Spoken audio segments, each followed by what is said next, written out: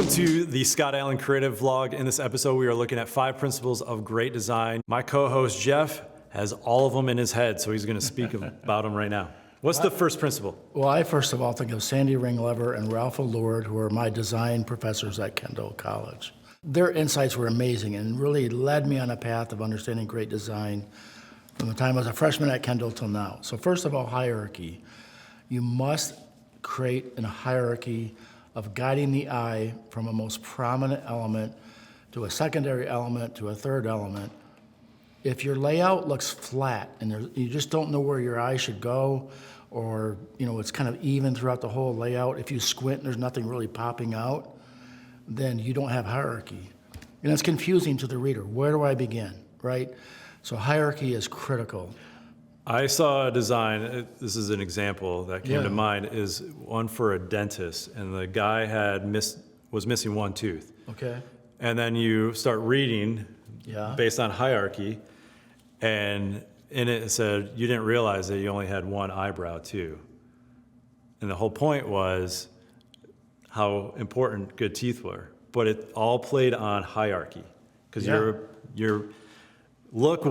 gaze went to his missing tooth, and then you started reading the copy, and then as you went down the design, you realize he's also missing one of the eyebrows.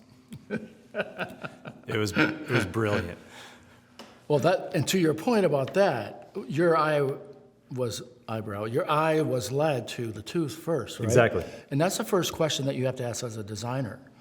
If I have poor photography, I do not want to make that photo large as a prominent element. If I have amazing photography, you better not make that photo really small. Mm-hmm. Let it sing. Let it become the main lead in the symphony, right? So maybe you don't have great photography. Well, what do you do then? Well, maybe your headline can sing. Maybe that can be a beautifully written headline, and you make that go across a third of the page. Or maybe it's a quote. A key insight or key beautiful thought that's within the copy that you just want to bring out and let that draw people in. So you're considering what is that one thing that's going to draw them immediately. Exactly. And put it there. So what's the second principle? Second principle is clean versus cluttered. When your design has too much information, too cluttered, no white space, which is a sin, and again, you're causing your reader to work too hard.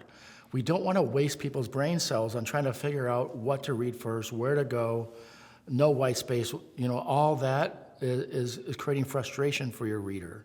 Immediately, like in a second or two, they feel frustrated. Or they immediately dismiss you because they're like, I don't know what to look at. I don't know what I'm reading. I'm just not even going to engage with that design. Yeah, they may walk away because of that. Right. Absolutely. What's the third principle? Third principle is thirds.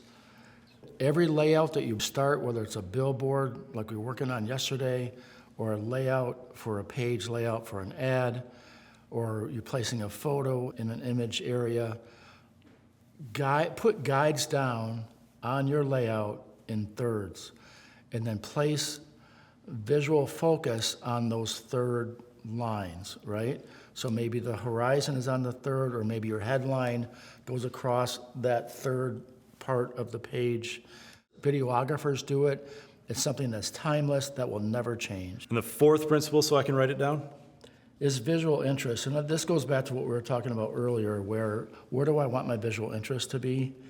And again, that's guided by really what will draw someone into the layout. But it also applies even to how you crop a photo. What do you want the subject matter of that photo to be? Do you want it to be a really close-up of someone's face where you just see the eyes and you feel like that intimate connection with that person? Or do you want it to be, the scene to show how you're giving food to people in this neighborhood or something like that? So where's your visual interest? And the last principle, the fifth one, is? Contrast. Contrast can be established several ways. Number one, through brightness of color. Like you can establish contrast because you're drawn to that beautiful bright color, or value difference, light and dark, black versus white. You see that in Winslow Homer and other amazing fine artists throughout history. They guided the eye by leading you to that subject that was strong contrast versus a soft background. So have that in your layout too. Have strong contrast somewhere to also bring me into a point of interest. Well, these are the 5 principles that you want to consider or implement into great design. I hope this was helpful.